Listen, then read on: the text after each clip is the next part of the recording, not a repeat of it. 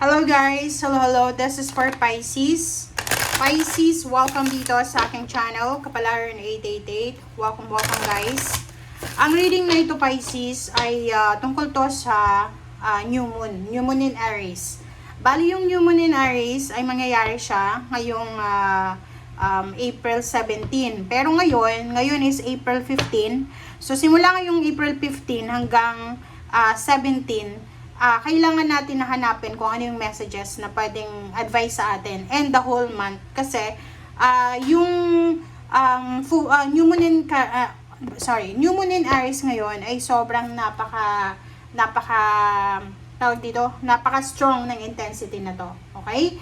Napaka-strong ng intensity na to. So kailangan natin na para siyang sinasabi ng barahan na pwedeng tawag doon, powerful cosmic reset. So whatever man na magre-reset sa buhay natin. Okay, so yung new moon na darating ngayong April 17 in Aries, pwede siyang magkaroon ng impact sa buhay nyo. May mga magsisimula, may parang rebirth, reset, restart, new beginnings, or pwedeng fresh starts, or pwedeng napaka-fiery yung energy niya, sobra-sobra kang magiging motivated, gagawa ka ng aksyon, napaka-bold, napakalaking aksyon, whatever man siya, okay? Yun, so let's check.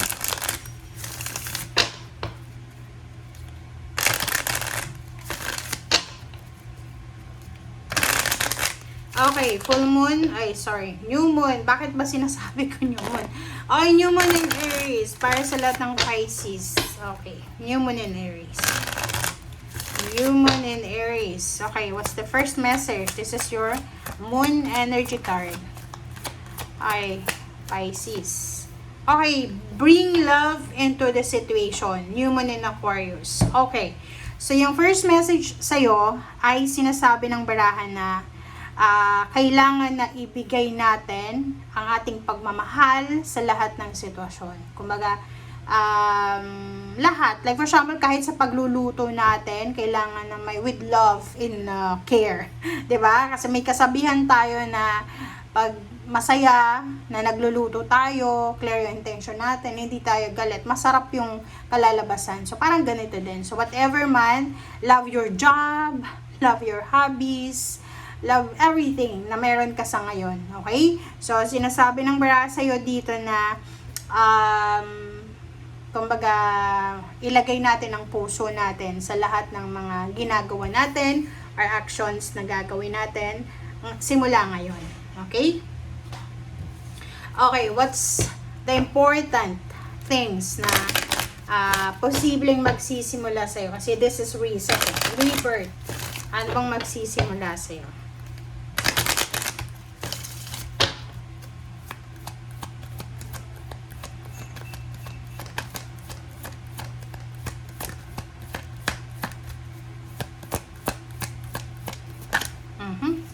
Concern, 33. This is direction.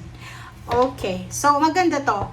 Kasi, sinasabi ng bara sa'yo na number 33 is kung ano man daw ang direksyon na itinuturo sa'yo ng universe, nasa tama kang direksyon. Ano yung magsisimula dito? Ang magsisimula dito is, yung iba sa inyo dyan, marami kayong mga negative issues, insecurities, or whatever man. Or sinasabi ng bara sa'yo dito na may iba sa inyo dyan, Pisces, na masyado kayong negative. Negative kayong mag-isip. So, ang magre-reset ngayon, magsisimula ngayon is motivation. So, instead na magpanik ka, mag-worry ka, mas magiging mas motivated ka pa. Instead na mamroblema ka, mag-overthink ka ng mga walang kwentang bagay, whatever man, magfo-focus ka ngayon sa kung ano yung magiging solusyon. Okay? This is the time for bold actions. Magiging bold ka sa gawa ng action. Magiging sobrang motivated, inspired, confident, driven ka, Pisces, simula ngayon. Alright. So, let's check. Ano pa ba? Ano ba yung kailangan mong gawin? Simula ngayon. Oops, sorry. This is protection. You are seeing the situation accurately. O, diba? Sabi ng baraha sa'yo dito, ano man ang nakikita mo siya ngayon, ano man ang point of view mo, or kung ano man ang sinasabi ng instinct mo, Pisces, tama yan. Okay? Yung parang halimbawa, meron ka na nakikita sa kapaligiran mo. It's either nakikita mo yung kakilala mo, na ganito, ganyan. Kung ano yung naiisip mo sa kanya, totoo yun. Nasa tama ka na sitwasyon. So, nakikita ko sa'yo dito na parang premonition ba? Mas magiging active ang pagiging parang ano ba ito? Manghuhula, parang ganon. Or, lahat ng naiisip mo sa ngayon na mangyayari, ay mangyayari talaga. Okay? And you are protected. You are protected, you are guided ng iyong spiritual helpers and guides. Okay, so let's check.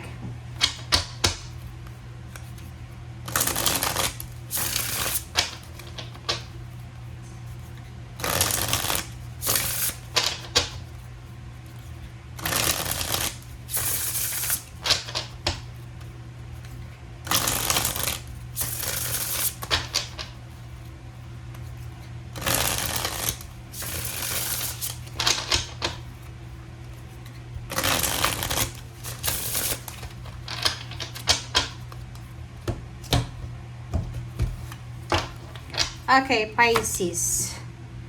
Ano ba yung magre-reset sa atin ngayon? Okay, we need to get 4 cards sa unahan. Okay. So, first card mo dito is 8 of Cups, 3 of Cups, the Hermit, and 8 of Wands. Okay. Ang una natin, there's an 88 dito. Okay? Nasa gitna yung dalawang message. So, ibig sabihin niya, sinasabi ng baraha sa'yo na, like, yun, sabi ko sa'yo kanina, ang daming mga toxicity, negativity, kahit ikaw, marami kang naiisip na negative. But, this new moon in Aries, ang magre-reset sa'yo dito is, marirealize mo na mas okay, mas maganda, mas okay na wala kang alam. Yung parang nasa labas ka ng mga ingay. Like for example, may boundaries ka. Okay? So, sinasabi ng baraha sa'yo dito na ang magre-reset dito is wala kang pakialam. Wala kang pakialam sa mga nangyayari sa paligid mo. Halimbawa, yung mga chismis, gulo, whatever man dyan, wala kang alam. Or, mas ipaprioritize mo na mag-isa lang. This 8 of Cups is withdrawing yourself. Withdrawal to. Emotional withdrawal, self-withdrawal sa kung ano man na nangyayari sa kapaligiran. Mas bet mo pa na mag-isa, diba? Tahimik, ganyan, ganito. Another is 3 of Cups. Nakikita ko sa'yo dito, eto yung pinaka-center mo. Ang center mo ngayon, simula ngayon na April 17 onwards, ay katahimikan, happiness. Yun yung gusto mo eh.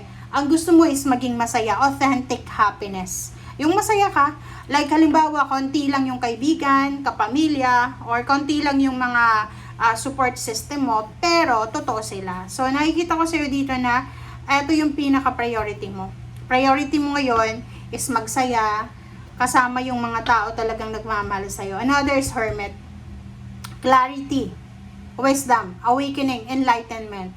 So, lahat ng mga magugulo, confusion, madidilim, mga undecided delays or whatever man na nangyari sa buhay mo, ay makikita mo yung liwanag sa ngayon, yung clarity. Parang marirealize mo na, kaya pala nangyari yon. So, maiintindihan mo na God is really, really the center of everything. Siya yung may control eh.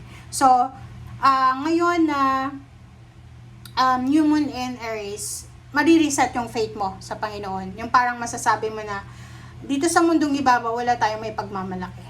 Okay? Panginoon lang ang may karapatan na magsabi sa atin, kontrole ng sitwasyon. Okay? And 8 of Wands, sinasabi ng baraha sa'yo dito na ito yung pinaka-importante ha, na magre-reset din sa buhay mo na hindi ka na gaya ng dati na padalos-dalos ka. Like for example, may nag-message sa'yo. In just a second, magre-reply ka. But this time, simula ngayong New Moon in Aries, sinasabi ng barahan na magdadahan-dahan ka na sa ngayon eh. Parang marirealize mo na hindi naman urgent yung message niya. So, ang reply mo is hindi din urgent. Okay, so let's clarify.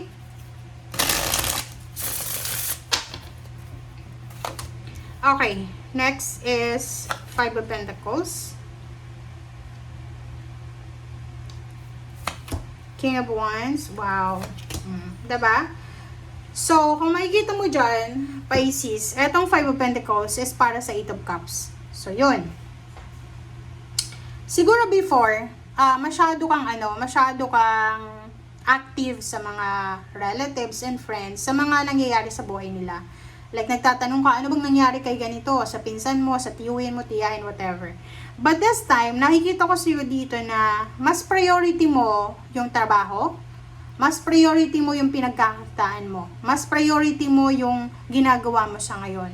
For example, yung ginagawa mo, nagda-travel ka, or nagde-detox ka, parang ganun. So, yun yung priority mo ngayon. Wala kang masyadong malaking plano para sa pagkakamit ng napakalaking pangarap. Like yung iba, like 'di ba?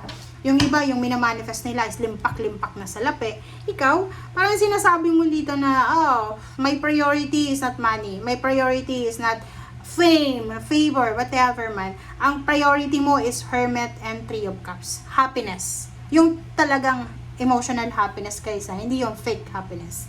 And the Hermit, katahimikan, peace, tranquility, serenity. Yun yung focus mo. King of Wands and Ten of Swords. So, nakikita ko sa'yo dito na sa trabaho din, focus ka na lang sa trabaho. Wala kang mga ibang extracurriculars na kung anong gagawin. Basta focus ka lang. Simula ngayong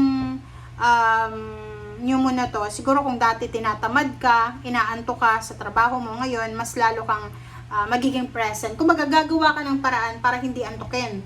Gagawa ka ng paraan para hindi ka umabsent. Parang ganon. And sa Ten of Swords, this is all about the pain and heartaches na naramdaman mo. So, dati, ang hirap makamove on, di ba? So, hindi ka makamove on, there's a grudges and resentments, bumabalik, ganito. But now, starting this new moon, refreshing energy siya. So, parang sinasabi sa'yo na, okay, let go mo na lang lahat ng mga taong gumawa ng masama sa'yo, but you will not allow them to come back sa buhay mo. Kumbaga, kahit hindi sila, yung mga taong ito na gumawa ng masama laban sa'yo, kahit hindi sila humingi ng tawad sa'yo in person, pinapatawad mo sila in the name of Jesus, in the name of the Lord, God.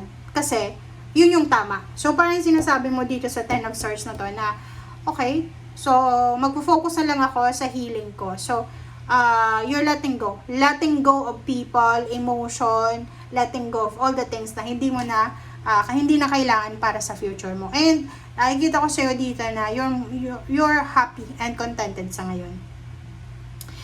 Ten of Wands, this is all about your mga obligations, duties, and responsibilities. Ito yung magre-refresh sa'yo. Kung dati ay pinapasan mo lahat ng problema ng barangay nyo, ng pamilya mo, ng apo, pamangkin, whatever, may sakit, may patay, may binyagan, may birthday, may celebration, ikaw yung naghahanda, ikaw yung gumagastos. But now, sinasabi ng baraha dito, Pisces, na no.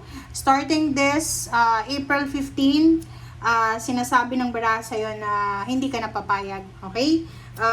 Wala ka nang pakialam eh. Parang nakikita mo dito na you're focused sa sarili mo, sa own happiness mo, serenity, and then tranquility. Okay? Thank you guys. Bye!